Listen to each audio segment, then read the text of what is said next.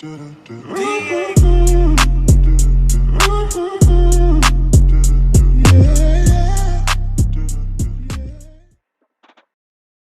guys, back to this footage we just saw, right? You can see how some of the show right now, like the superstar inspired innovations and stuff.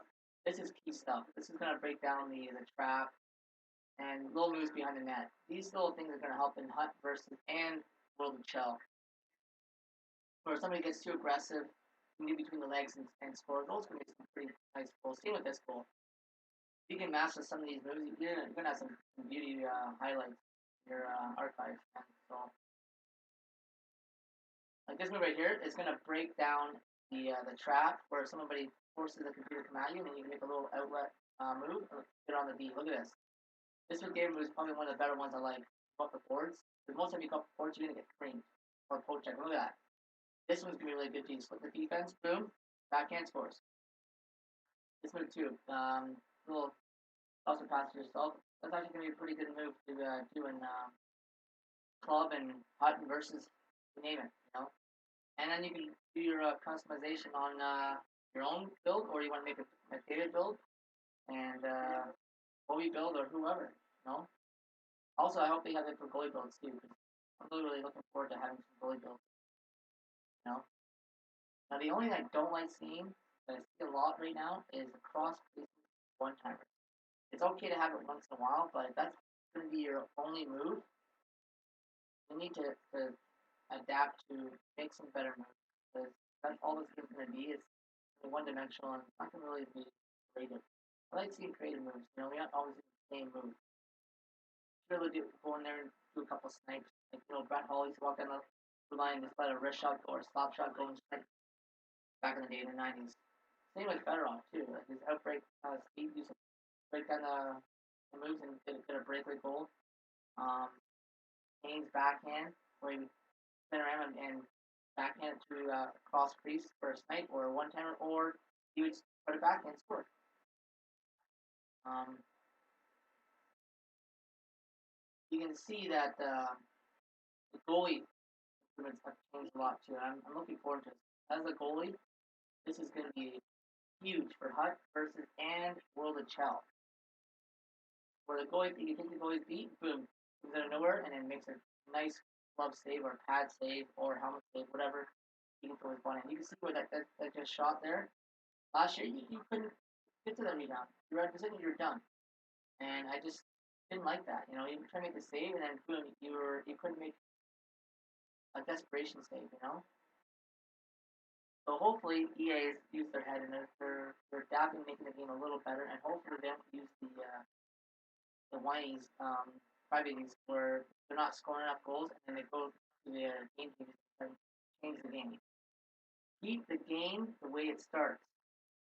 I stress it. Stop making changes midway through the game unless it's like to improve the cheating aspect of people cheating or other aspects where it's not going to enhance the game. You know, it's not going to ruin it. So I don't know what you guys thought of that video, but I loved it. I think that they're moving in the right direction. Hopefully they keep the game the way it's supposed to when it first comes out and don't change the winners where like, oh, we can't score. This is bull crap. Well, back in the old games, there's a second game where they had Mike Richter on the cover. It was DHL PA edition game. I think it was like 93 or 94. But the game's actually pretty hard to score. You actually had to make some plays. You weren't going to go in there and do the same move over and over again. Like NHL21 where you could just walk in there and hold it on your forehand and then rip the top corner every time. You know?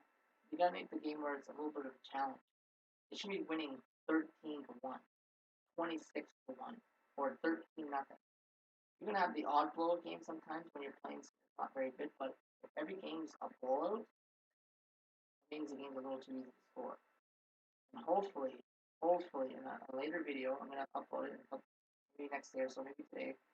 It all depends when I have time, but I'm stressing these goalies in Hut and even versus, but mostly in Hut, where if you use a small goalie, or maybe in Little Chill, you don't need to be a 6'6" goalie or a 6'9" goalie to be a better goalie or have a better edge and on the bigger goalie. Because I would love to use Mike Richter and all these small goalies, but let's be honest, the last previous games, they're not that good.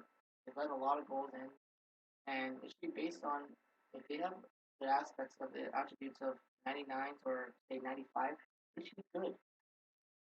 If the number one goal in the game this year is say Pulaski or Markstrom or whoever it is, make them play to that ability.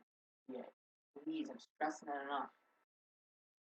I don't want to see people going and use tall goalies just for the sake of it, and then using cheap goalies where these top end cards are not getting their money's worth. Now, Darcy Kemper played amazing this year. Maybe that's not a good card that you have too, right? Or Carey Price, another good goalie, or Anderson, or the guys from Columbus. Those guys played amazing. Make them good. But anyways, guys, let me know down below. I will show another video of that. Hopefully, they can make that changes. But in that gameplay, I thought it was an absolute amazing job did by EA that was making the right direction on some aspects of the game. But let me know down below what you thought. Try to keep the negative comments to a minimum. Try to make positive changes. If you're always negative, things aren't going to get better.